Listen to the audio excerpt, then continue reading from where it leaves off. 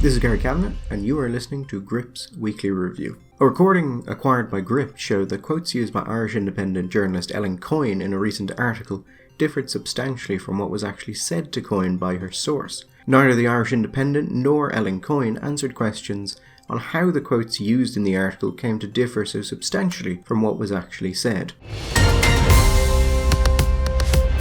John McGirk discusses the idea that maybe, just maybe, some of Ireland's issues with crime can be traced back to the fact that Minister for Justice Helen McEntee doesn't seem to be terribly good at her job and doesn't seem to have achieved anything during her time in office other than pushing for wonderfully fluffy progressive nonsense. John argues that the core problem here is that Irish media does not judge politicians based on their performance in office so much as it judges them for their ability to perform for the media and say the right things.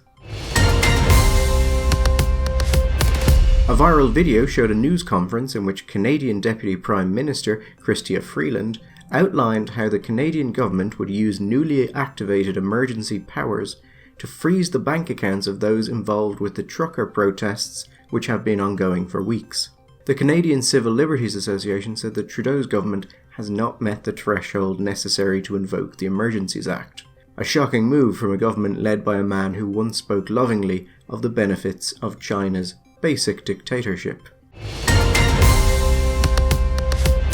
Matt Tracy wrote on the ham-fisted and crude attempts by parts of Ireland's media and political establishment to bring up the actions of the IRA from 40 years ago. He makes the point that most voters simply do not care about this history, and that the only way to beat Sinn Féin is to beat them on matters of policy which people actually care about: housing, health, cost of living and crime.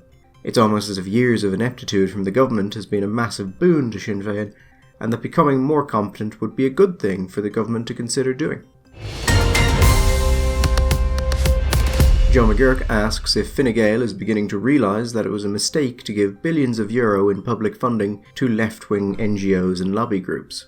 I would bring up Batteridge's law of headlines, which states that any headline with a question in it can most likely be answered with the word no, but John beat me to it and it's the first line of his article.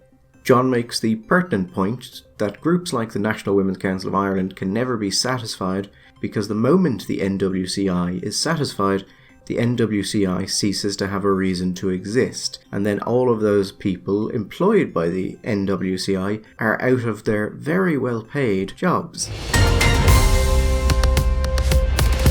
The Irish Independent amended an article by journalist Ellen Coyne after Gript showed the quotes used in the article were not an accurate representation of what she was told by a source. It would be more accurate to say that the Independent said it had amended the article, but what it actually meant was we've deleted nearly everything. You're probably thinking I could have talked about this story as part of the first story, and that I only split them up to give myself two stories in our top stories of the week, and you'd be right. But the advantage of being the person who records these weekly reviews is that no one but me sees the scripts before we record them, and I can pretty much say anything. One of these days I'm going to replace this entire thing with a live reading of the poetry of W.B. Yeats.